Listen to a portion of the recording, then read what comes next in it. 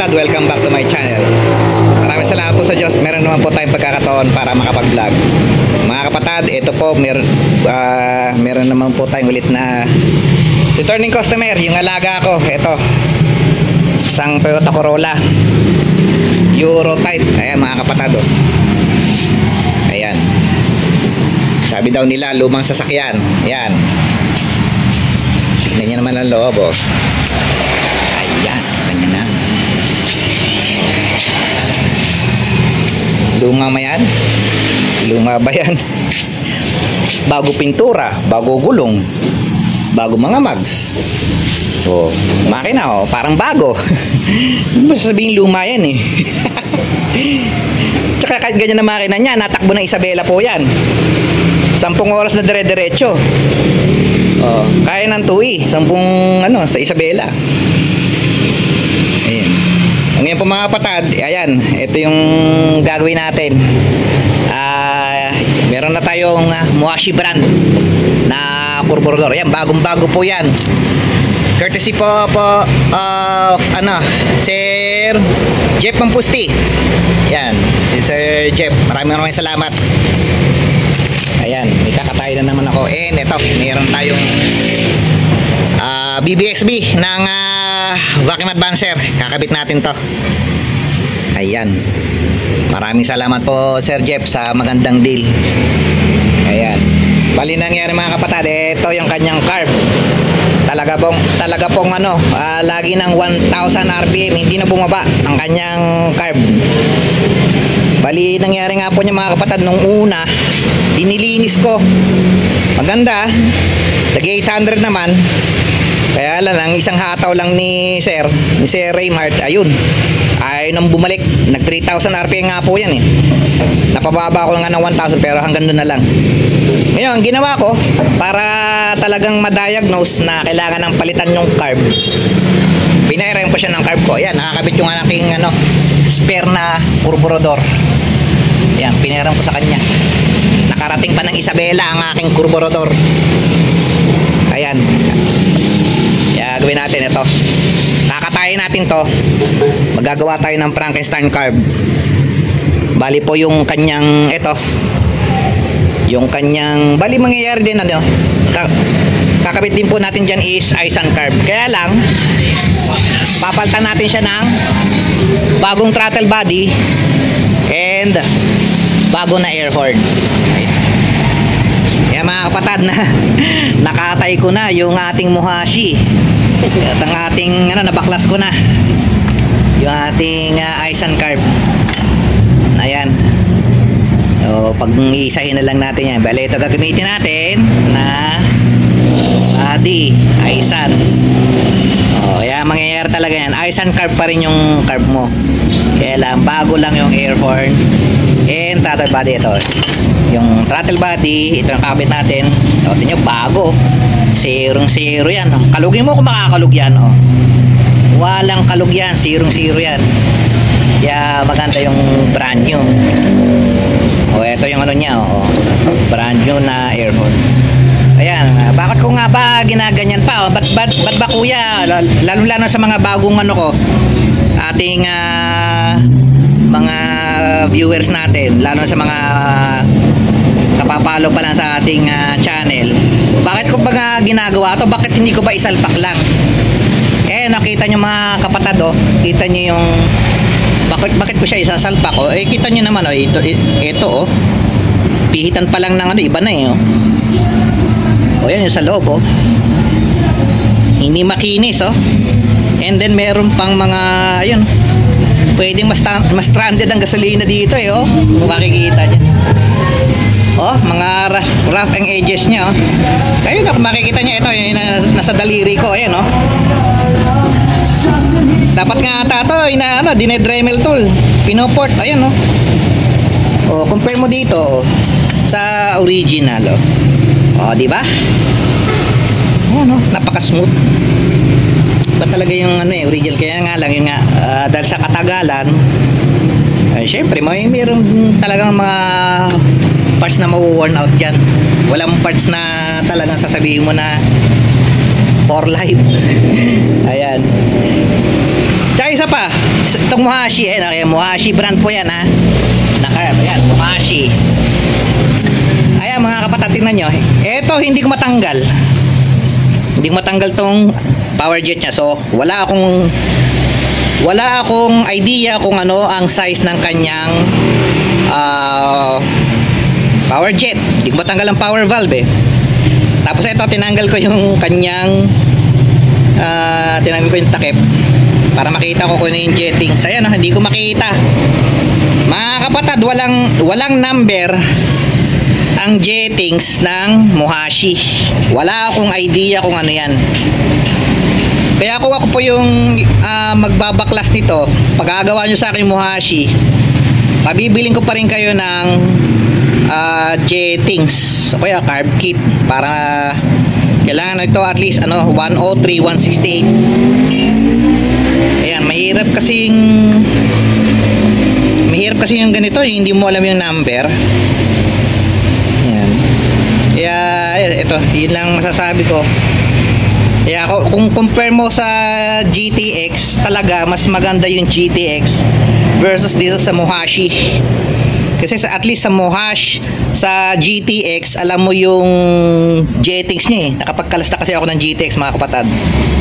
Kaya may video ko nun mga kapatid. Ang jettings niya, yung primary ng ating GTX, primary main jet nun is ang primary main jet niya is 102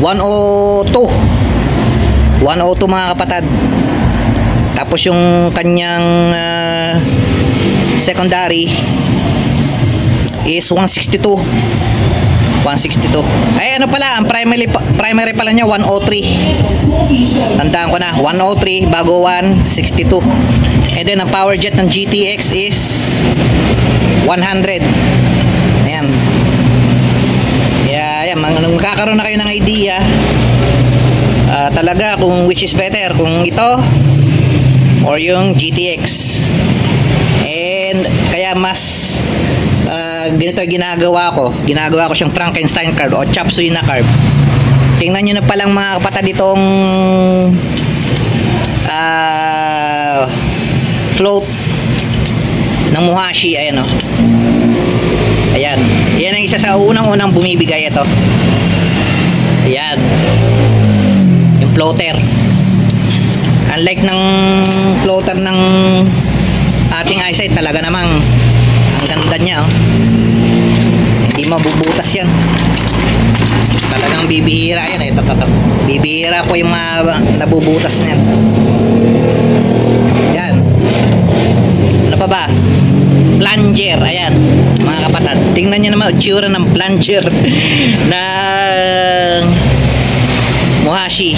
Ayan, so ewan ko sa inyo kung, pero sa akin hindi over sa akin yan. Dapat ito, ganito yan, yung yan ito. Ayan, ano siya, tawag doon, keister siya mga kapatid. Yan, mas maganda yung nito. Lilipat na lang natin to. Pipiliin talaga natin kung baliton talagang carb na to, dalawang carb na yan, gagawin natin isang solid na carb yan. And then tsaka isa pa ito, yung mga niya, syempre hindi ganoon kaganda yung mga vacuum operated parts niya compare mo dito sa ating original na Aisin. Maganda, di ba? Ito pa rin na ikakabit ko. Ayan. So ayan, pag na natin to, uwiin na natin. Ito lang po mga kapatid ang masamang balita kay Muhashi. Yung kanyang power piston hindi ko mapagana mga kapatid. Dapat po yan mga kapatid, pag nilagyan mo to ng vacuum, gumagalaw yan. Yung kanina po sinubukan kong lagyan ito, gumamit ako ng pump, gino ko siya, tinaray ko, hindi gumalaw siya. Kaya yan, problema ngayon. Ibig sabihin, pag ito kinabit natin, lagi itong nakatuko doon sa ating power valve dito. So ganito, lagi siya nakatuko dito. Kahit naka minor,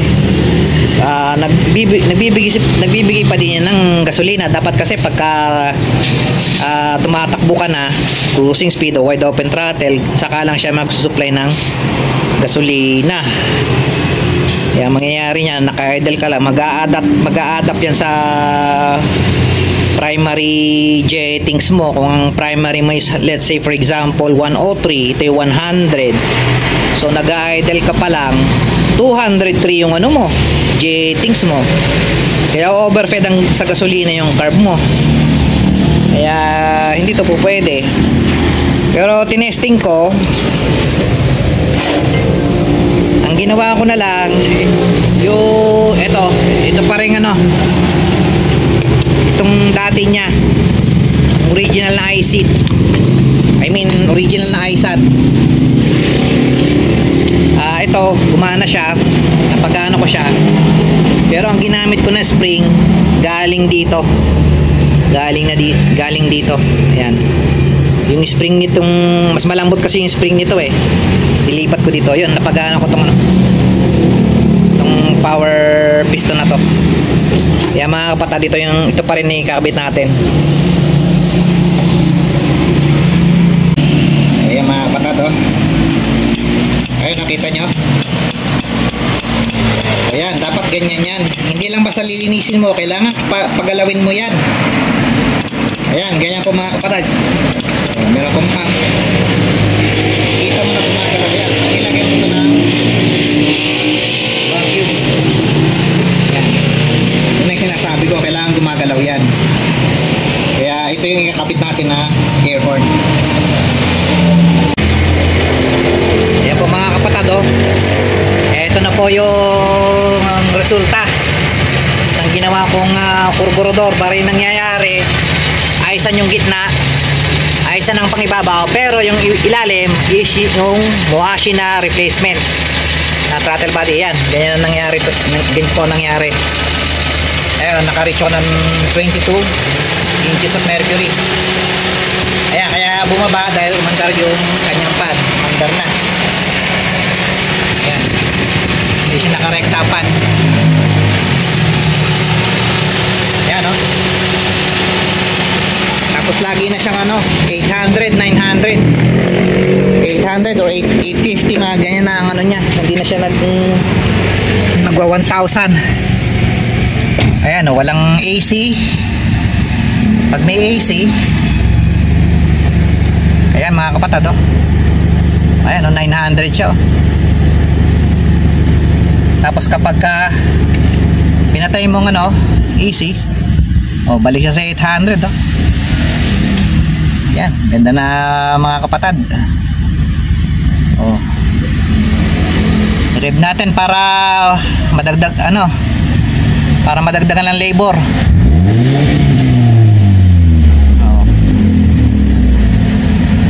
Yan. Nasa mga 800, 850. Ayan mga kapatid. Ayan, natin yung interior ng niya.